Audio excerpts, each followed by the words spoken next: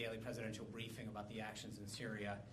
He, at that time, asked the team for additional information and updates. The interagency team spent the day developing an initial range of options for the president. At about 8 o'clock on Tuesday night, there was a restricted deputy committee meeting on the situation. Preliminary options were presented and refined. Sean, can you talk louder, please? I'm sorry. On Wednesday, so on Tuesday night, there was additional. There was a deputies meeting at the White House where options were presented and refined. An interagency guidance was developed. Wednesday morning, a restricted principals meeting was conducted where interagency options and gave further guidance to refine. Around 3 o'clock on Wednesday, a national security meeting was convened where the president was briefed on options. He reviewed the options in detail, asked a series of questions to his team, requested further information, and the decision to reconvene on Thursday was made. At about 1:30 on Thursday, en route to Florida, the president convened the national security team. There was aboard Air Force One and others via secure video conference on Air Force One. Later that day, at approximately 4 o'clock, the president, the Secretary of State, the Secretary of Defense, National Security Advisor, and other members of the national security team met in a secure room down here where they were piped in with the rest of the team via secure video teleconference. The president gave the okay to move ahead. At approximately 7:40, 59 Tomahawk missiles were launched from Navy destroyers in the Eastern Mediterranean. What's that? 1940 Eastern. From Navy destroyers in the Eastern Mediterranean. All 59 hit their target. At 8:30, notification of foreign leaders and congressional leadership began. The vice president called several congressional leaders and began calling some foreign leaders. The Secretary of State, the Secretary of Defense, National Security Advisor, and others were also involved in making some of those phone calls to both heads of government, defense ministers, and congressional leaders. Around 8:30, 8:40, first impacts began on the ground. The president informed President Xi that strikes were occurring as their dinner concluded. All along, the national security team continued to monitor the event and the situations. After dinner, the president went back down to the secure room where he was briefed by the Secretary of State, the Secretary of Defense, the Chairman of the Joint Chiefs, and others were present via a secure video teleconference. In the Situation Room, the Secretary of Defense was on a secure line, video teleconference, as well as the Chairman of the Joint Chiefs. Several of the members were convened in the Situation Room in Washington, D.C. The president was updated on the effectiveness, was informed that battle damage assessment would take a few hours, but that initial results were extremely positive. He asked about reaction from the world community as well as congressional leaders and was informed that there was fairly unanimous praise for the decision and the action that the president took. So that's pretty much the tick-tock. Pentagon and the National Security Team continue to provide the president with updates this morning, and as soon as his visit with President Xi, I expect a further update to the president. Hallie. Sean, can you talk a little bit about the next steps here in Syria? Was this a one-off? Does this change the administration's policies moving forward? What happens from here? Yeah, I'm not going to get in. I think when you've heard the president talk, he spoke extensively in his Rose Garden the other day with King Abdullah there, that he's not going to telegraph his next move, but I think that this action was very decisive, justified, and proportional to the actions that he felt needed to take, and I think it sent a very strong signal, not just to Syria, but throughout the world. Let me ask you a follow-up question, though. How does this fit with his America First foreign policy? Is that still his stated position? Absolutely. I think that his actions were very clear under Article 2 in our nation's national security. There's a very important national security interest in the region. Stability, and obviously there's a huge humanitarian component to this. Julie?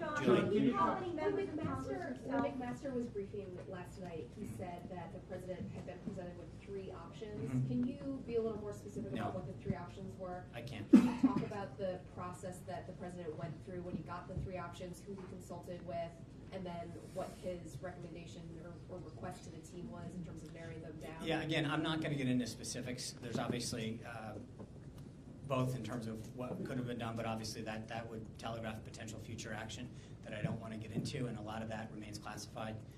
I will say, however, that as I mentioned, both Secretary of Defense Mattis, the Chairman of the Joint Chiefs of Staff, Director McMaster, and the rest of the National Security Team, the Vice President, and others were consulted, and that occurred over, starting at Tuesday at 10:30 when the President was made aware of this. He continued to ask questions and ask for options. So this was a very evolving process in which the President was given updates, asked additional questions, given additional options, refined those options until an ultimate decision was made yesterday. Margaret? Sean, can you just clarify? I think you said that the President informed Xi after the strikes had concluded. Is that accurate? The exact timeline, the President, as you know, yesterday was having dinner. I think after the dinner concluded, I believe that the impact had been made. I'd have to check the exact timeline, but the impact occurred at around 8:30 last night, Eastern Time. The President informed President Xi as dinner concluded, and he was on his way back to his temporary quarters.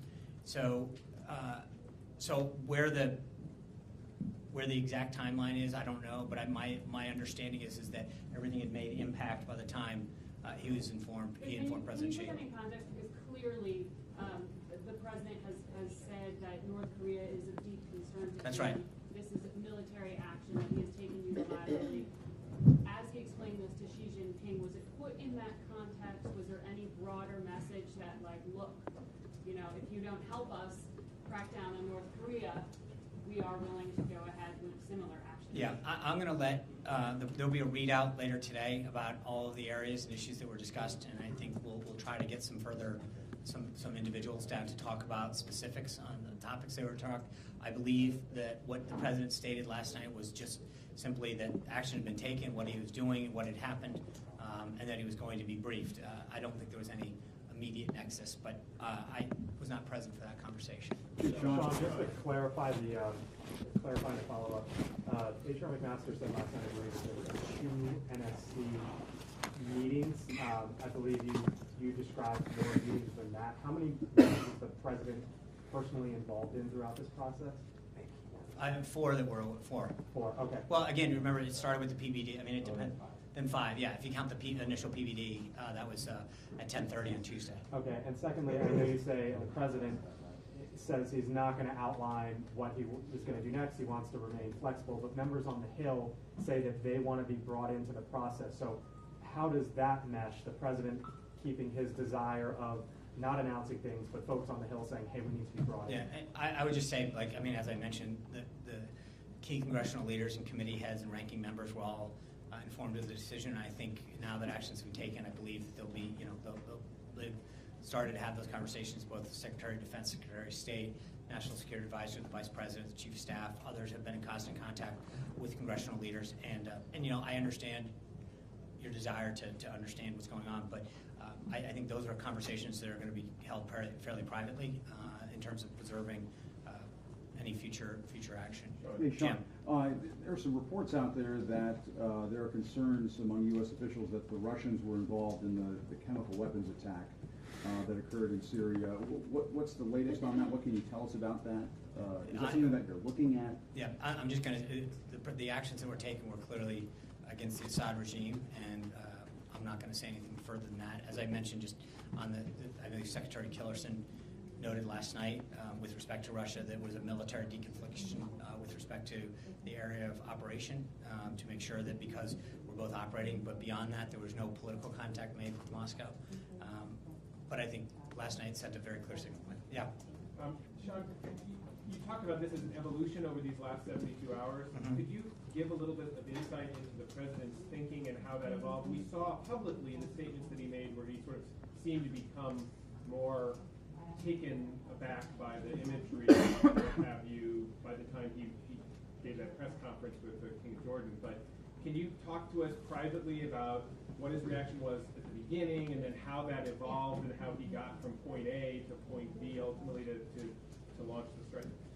Well, only to say, number one, I think the President's comments that he made in the Rose Garden with the King Abdullah pretty much speak for themselves with respect to the disgust that he had for the imagery that he was seeing and the assessments that his team was providing with respect to the innocent lives, especially the children and babies that have been killed.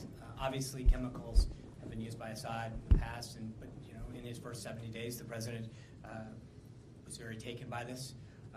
But also, I think this was, as you mentioned correctly, this was a 72-hour evolution of receiving updates and options and refinement through additional questions that the president made to come to a final decision. But this is once he was presented with these at 10:30 on Tuesday, he began to ask a series of questions, began to get additional updates and assessment as far as what happened, why it happened, and then obviously options that were available to act. I guess the question, just to follow up, because the question is, was there a sense of maybe skepticism at the beginning where he said, look, are you sure that, like, you No, I spoke with him. I had an opportunity to see him initially right after that PBD, and he was very moved and found the event extremely tragic. So I think from the get-go, it was very, very disturbing and tragic and moving to him. And so you had a sense that he was there in terms of military strikes? No, I wouldn't say, no, again, yeah, I wouldn't, just before we get too far, the answer is that he had a very deliberative process of asking his national security team to develop options, and as you may know, I mean, those options usually start with 0 and go all the way to 100, and so there was a level of assessment, further probing and questions that the president had, and then ultimately, after days of refinement, a decision was made. But I wouldn't want to suggest that there was any sense of immediate decision. That's why it evolved over time and took the length of time that he did. It was through a series of updates, questions, and further information. How did he see the images, John? I'm sorry? How did he see? What did he see in that PBD? Did he see printed out images? Did he see video? Obviously, I can't go into what he sees in a PBD. Well, So. but how did he take in some of the images, even outside? Obviously, there's beyond the information that he gets in his PBD. There were very clear images that were available online in newspapers and on television that everyone in the world could see. Was he seeing those too? I'm sorry? He was seeing those too in the public images that were out Oh, there? absolutely. Sean. Thanks, Sean. As part of this 72-hour evolution, does the president now believe Assad needs to leave power? Is that part? I think that the president's actions were very decisive last night, and I think are very clear about what he thinks needs to get done. I think first and foremost, the president believes that the Syrian government, the Assad regime, should, at the minimum, agree to abide by the agreements that they made not to use chemical weapons. I think that should be a minimum standard throughout the world. So I think that's where we start. I think a very, very clear message was sent last night, one that was backed up and echoed by not only our own leaders here in this country, but throughout the world. Sean, the president during the campaign warned that action against the Assad regime could result or devolve into World War III. He talked about the risks of drawing in Russia and Iran into a broader conflict. Is the president at all concerned about that happening, or the fact that as U.S. planes fly over the Syrian skies that they could run into interference from either Russian or Syrian defense systems? I think if you've seen the response from the world community, including some of the countries that you've mentioned, I think that they understand that the U.S. Acted appropriately, and in most cases, there is widespread praise from around the globe for the president's actions. But is that not something that he's concerned about anymore? I think the president, as I said, the team last night, Secretary of Defense Mattis, Secretary of State Tillerson, the Vice President, the Chief of Staff, National Security Advisor, was on the phone, not just with members of Congress, but with foreign heads of government as well as defense ministers, and almost universally were praised for the president's decisive action. Sean, also, to follow on that, Sean, also on the campaign trail, the president expressed a desire to work with Russia to defeat ISIS, but this clearly puts a setback on that. I don't know that I agree with that. I think that there can be a shared commitment to defeat ISIS and also agree that you can't gas your own people. I don't think that there's a mutual level of human decency that I think we can expect out of everybody, and I don't think that goes hand in hand with also augmenting that with our national security interests. Sean, can you give us a sense of what foreign ministers and defense ministers were spoken to last night? And does the president have anybody on his schedule today, world leaders that he's going to talk to? As I said, the president's been continuing in meetings with President Xi. I'll see on both of those whether or not. Also, one more thing. Yeah. The Russian Foreign Ministry statement this morning called this a clear act of aggression. It suggested that the United States had been planning this strike even before the chemical attack. Can you respond specifically? I think I just gave you a very clear tick-tock of what the president's notification and how he derives at the action he did. That pretty much speaks for itself. And I'm sorry, the other. Just that this was a clear act of aggression. Yeah, I think this was a clear response on humanitarian purposes that has been widely praised throughout the globe. Yes, sir. Hey, Sean, are there any specific outcomes from President Xi and President Trump? Yeah, as I mentioned at the outset, we'll have a readout of that visit. I just wanted to give you guys a quick update. We'll have further information throughout the day. Stay in touch with us. I want to get back. Obviously, our focus is continuing to have a phenomenal, great, I'm sorry, Politico. I